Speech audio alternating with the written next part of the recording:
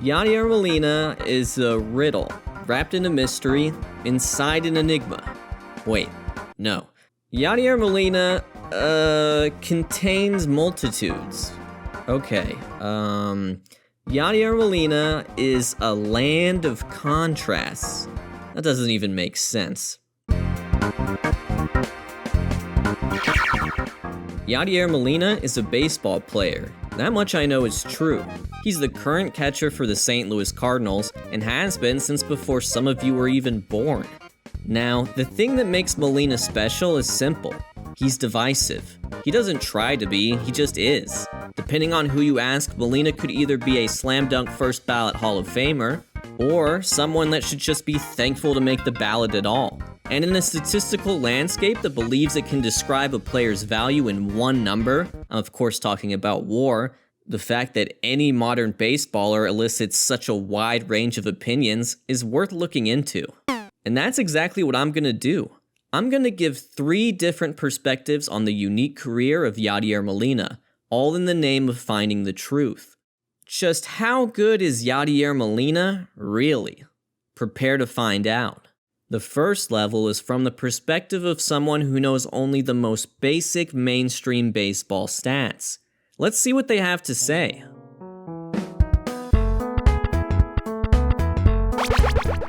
Yadier Molina is the modern Yogi Berra.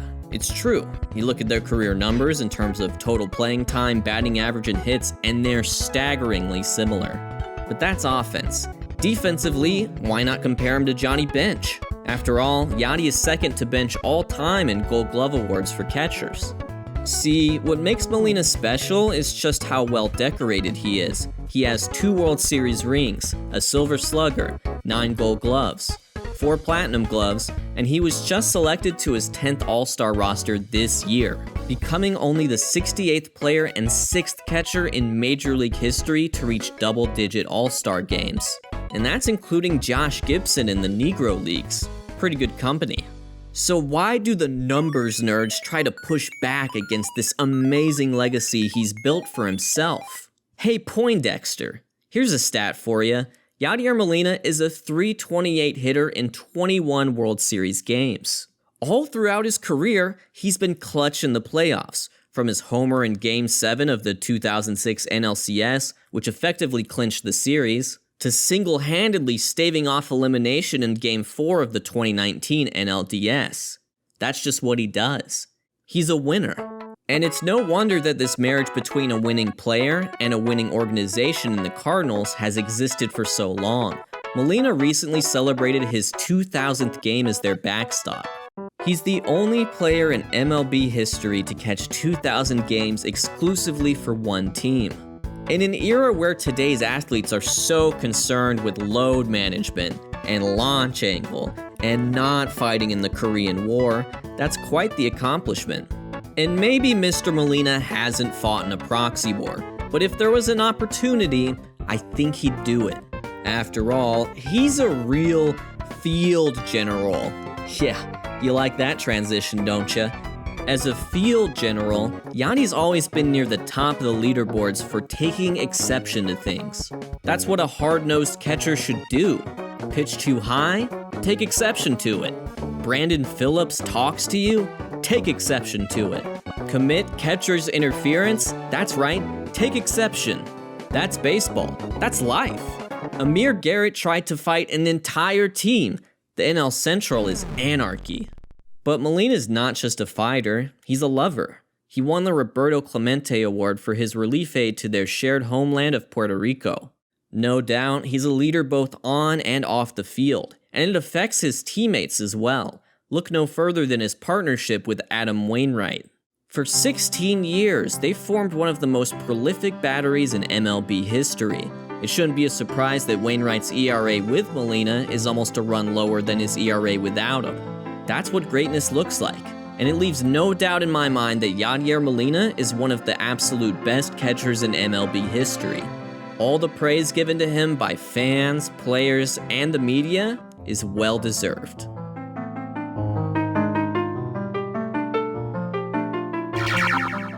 That was fun. Not terribly analytical, but it was definitely fun.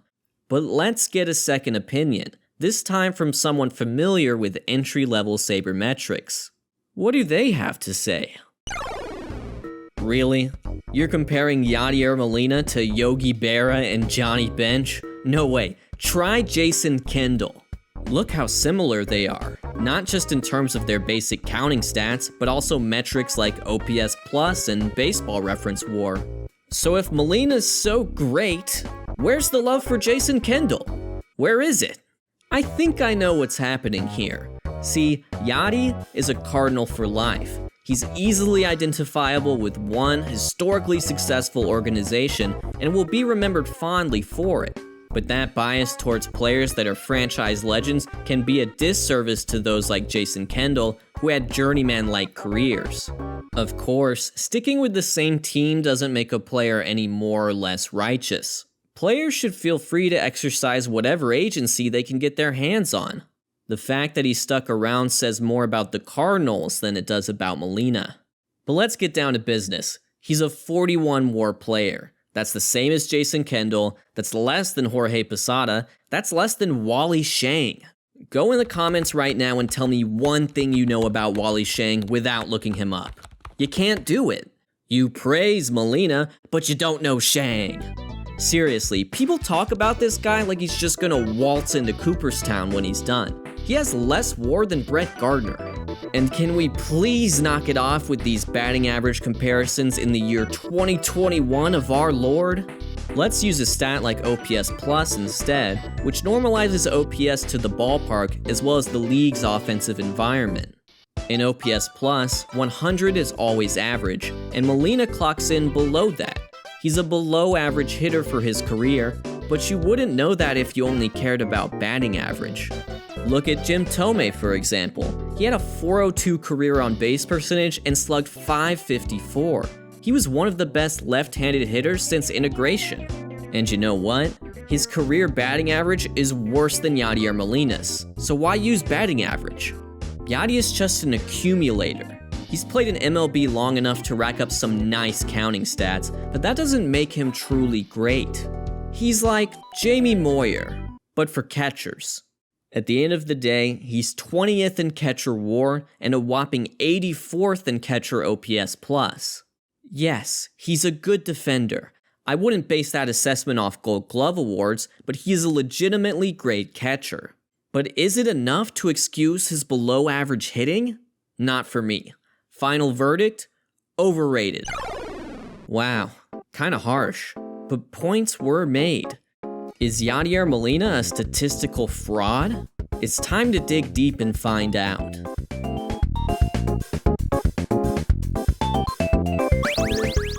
Look, Yadier Molina is obviously not one of the all-time great hitters, but calling him below average offensively is disingenuous. The OPS Plus for an average hitter is 100, but the average OPS Plus for the catcher position is typically in the low 90s, so that would make Molina an above-average hitter for a catcher. His position is super relevant to this entire debate. It's clear that Molina's status as a stat accumulator is a double-edged sword. It earns him praise in some circles and scorn in others. It's worth noting that while accumulators end up with good counting stats, like hits and home runs, it's often to the detriment of their rate stats, like OPS. That's how you end up in a situation where Mike Yastrzemski has similar rate stats to his grandfather. Yeah, do it when you're 44, Mike, you coward, I'm calling you out!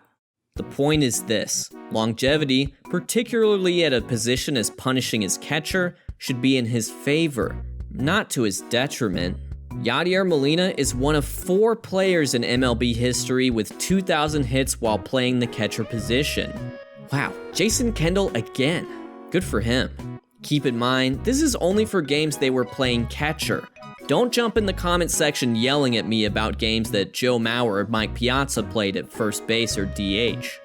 We've done a lot of comparisons, and the temptation may be to compare Molina to Omar Vizquel. It's the age-old story of guy plays premium position for a long time, isn't a great hitter, but racks up about 40 WAR. Of course, Molina's a way better hitter than Vizquel, and that R WAR is an illusion. Here's the thing. If you use wins above replacement from Baseball Reference to assess modern catchers, you're leaving out one of their most important contributions: framing. Framing is lying to umpires, aka receiving the pitch to get as many strike calls as possible. And Molina's done a lot of framing over the years. Fangraphs, which tracks framing from 2008 onwards, has him at plus 145 framing runs for his career. That's a lot of added value, and it explains why Molina has 55 Fangraphs WAR, making him the 9th most valuable catcher, not 20th. The industry leaders in framing data, Baseball Prospectus, produce similar results. They've awarded him 157 framing runs, good for 4th all-time since 1988, but also behind his brother Jose. So the 41 WAR on Baseball Reference is simply a case of incomplete data. Think of him as a 55 to 60 WAR or WARP catcher instead. The end result is this. When you combine the inherent value of the catcher position with Molina's skill and longevity, Fangraphs calculates him to be the most valuable defender in MLB history, just ahead of defensive titans Ozzie Smith and Brooks Robinson. That's why I think Yadier Molina is a top 10 catcher all time and a surefire Hall of Famer. Because he's the most valuable defender in a game that's been played professionally for 150 years.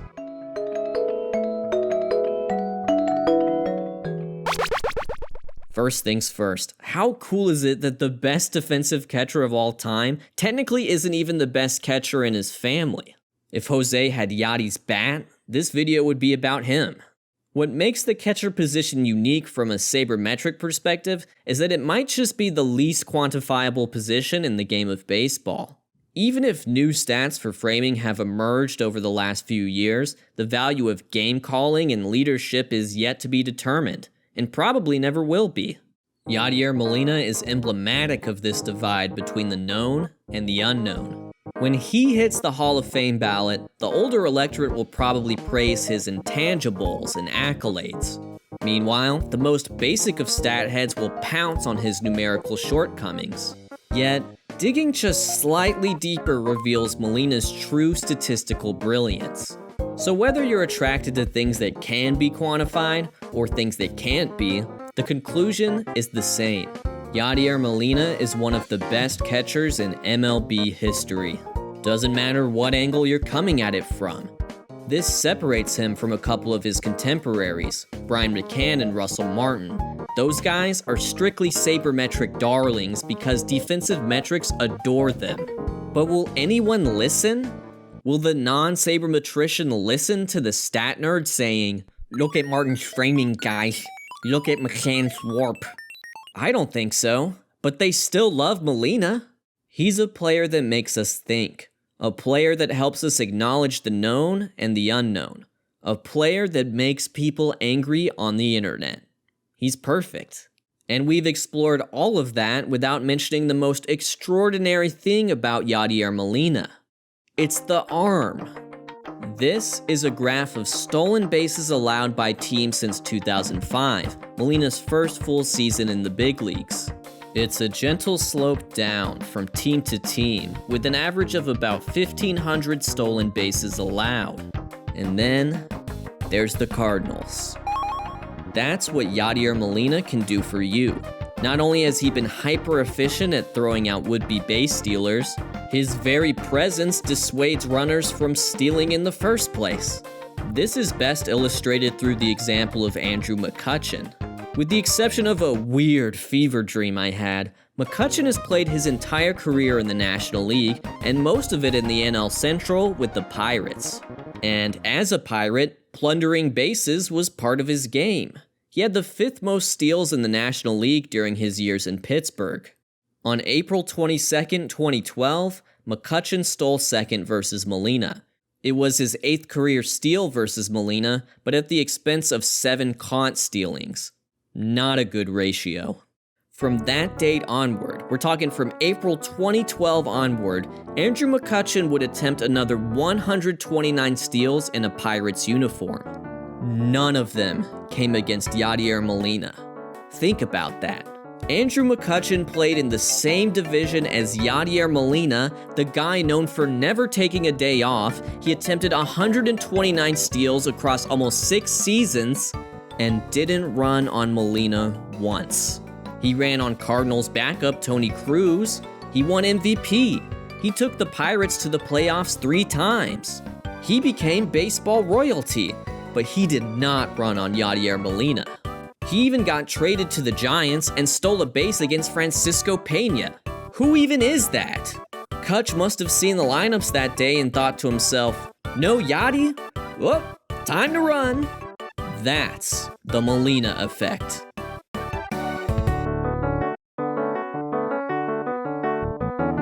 Hey, thanks for watching, and thank you so much to my newest patrons. To see your name here, head over to patreon.com/foolishbaseball. Also, thank you to Maxo for the music.